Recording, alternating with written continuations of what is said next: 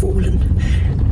The last I saw, casualty manifests put deaths at Beta Garman alone in the billions. Billions! In a matter of months. This is not a war that mortals can win. And that scares me more than anything. We can only let the Primarchs murder each other, one by one, and see what remains of the galaxy when... Lean forward, my dear. Try to breathe. Here, take a sip. Take a sip.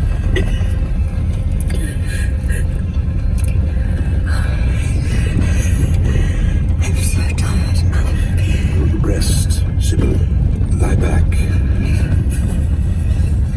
Would it comfort you if I were to say the Primarchs, all of them, are but a means to an end? I do not understand. Forgive me. The Imperium is not for the post-humans, but for mankind. You know this. You helped me to manage them, to direct their efforts.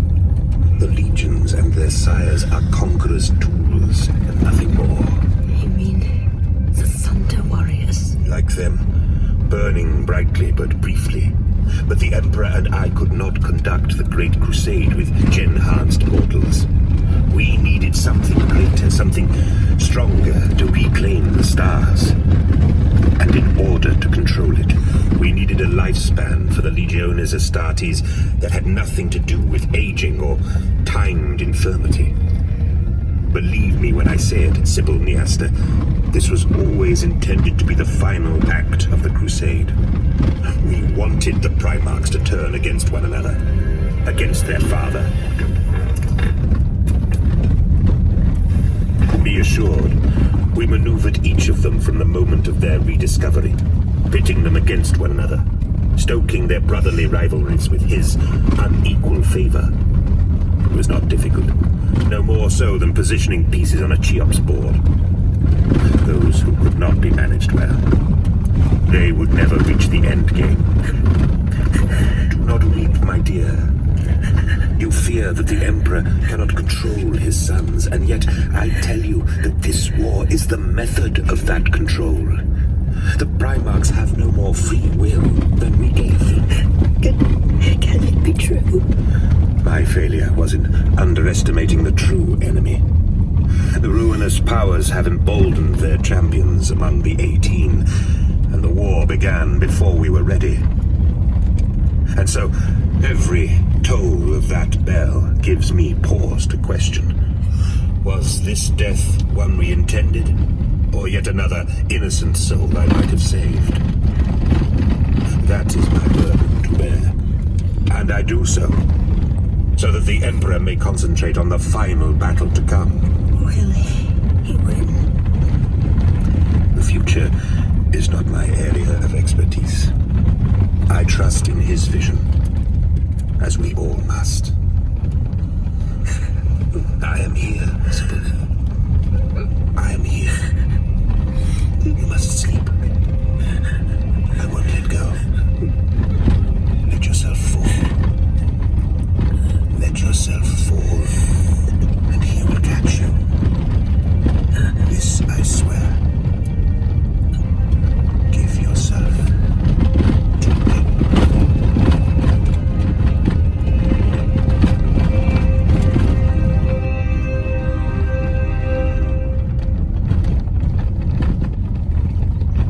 The dawn came.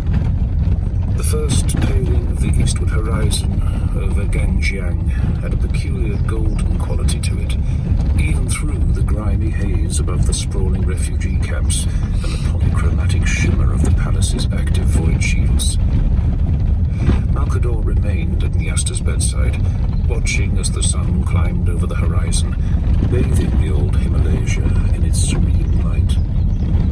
He could remember every detail of every sunrise he'd ever seen, and there were many. And yet he could not recall another that held both the perfect beauty and sadness of this one. He still held her cold hand, and he looked down at the tiny golden charm that lay beside it. The Imperial Eagle's sighted eye was a single emerald, larger than a pinhead. You promised.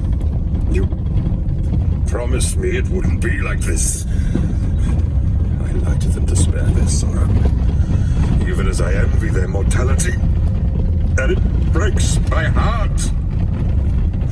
It breaks my heart. Swallowing his grief, his loneliness, Malcador gently laid the astropath's hands upon her chest in the sign of the Aquila, with the charm neatly placed on top. Then he rose from the chair and looked upon her one last time. Goodbye, old friend. Slowly, he drew up his hood and raised one open hand to the shadows. His staff flew through the air into his waiting grip. With a dazzling flare, the side flame sprang into life at its head once more. He was Malcador.